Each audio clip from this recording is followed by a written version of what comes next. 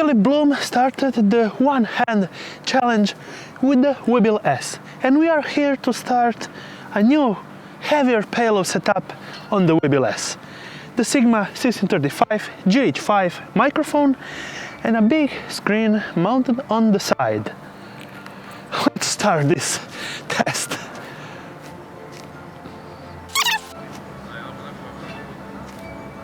I'm still holding it. Still holding it, and I'm now feeling the pain. The pain is rising. Oh, this is really difficult. Oh my god. Okay, are we at least at 20 seconds? Okay, I'm still good.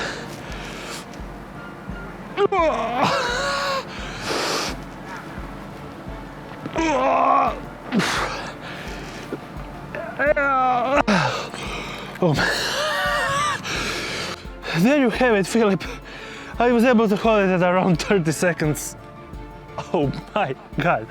I wanted to answer a question from one of my followers. Will it be able to hold up this whole setup? Yes, and we're going straight to the test footage so you can have an idea on how much stronger is the Weebil-S compared to the older Weebil Lab. Let's go straight to the footage.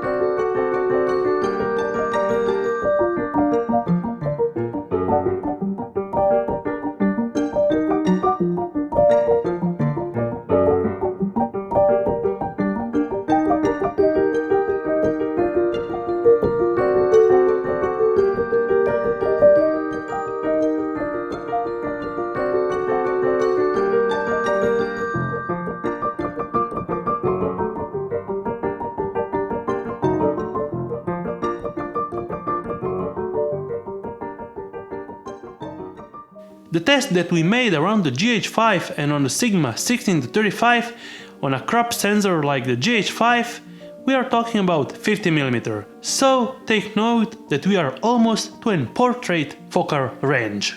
More than a year ago I tested the original Weebil Lab, and the review will be in the description, and it was kind of revolutionary because of the size. The bad thing about it was that it was actually not able to hold the 3.0 kilo marketed payload.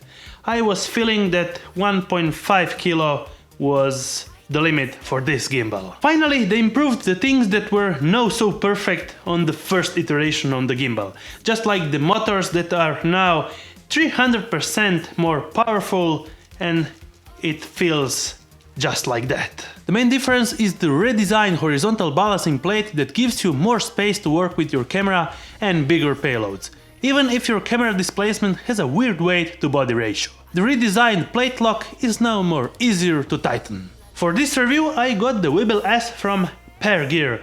The link will be in the description, they have some great deals, and I got the standard package. The standard kit includes the Weebil Lab gimbal, two 180/650 batteries, charger with USB-C cable, Arca Swiss Manfrotto plate with quick switch function, riser plate, 3 1/4 screw mounts, lens support, and 5 cables to control your major camera brands like Sony, Panasonic, Nikon and Canon. Just like the original Weebil, the Weebil-S is able to use the quick swap transmount accessories for a quick swap between the vertical and horizontal shooting experience, or swap to an additional monopod. The 3-way lockable motors are still here.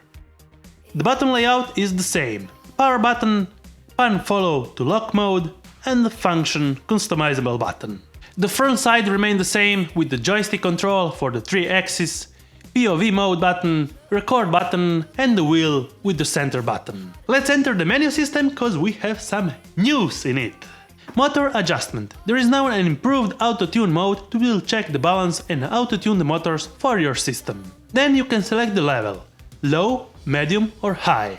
And actually now you are able to get your custom strength for each motor straight from the menu.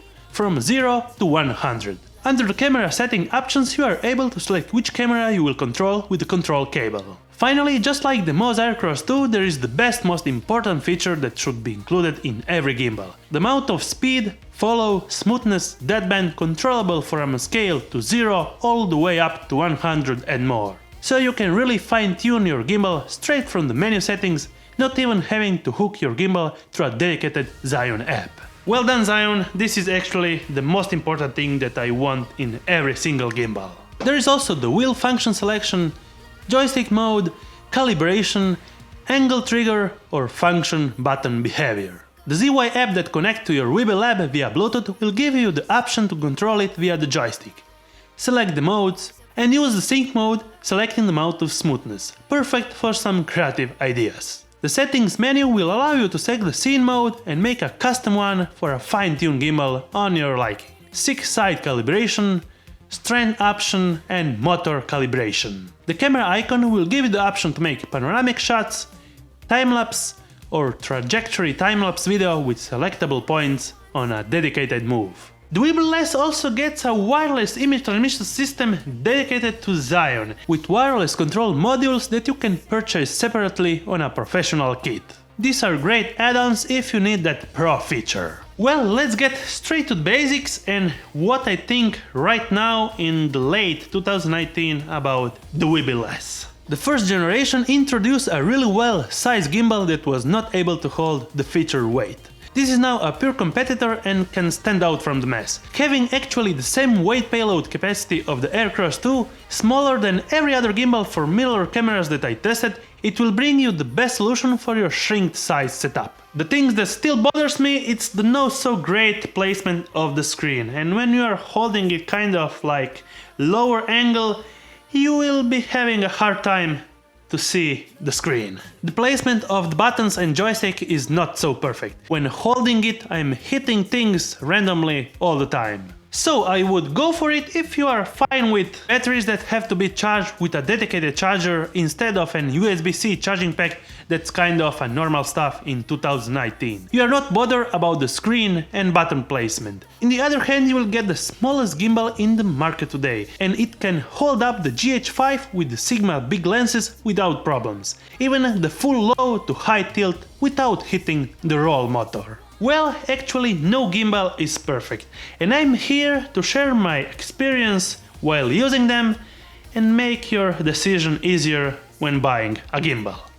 Thumbs up if you liked it, subscribe with the bearing icon to get notified every time I make a new video, and see you on my next one.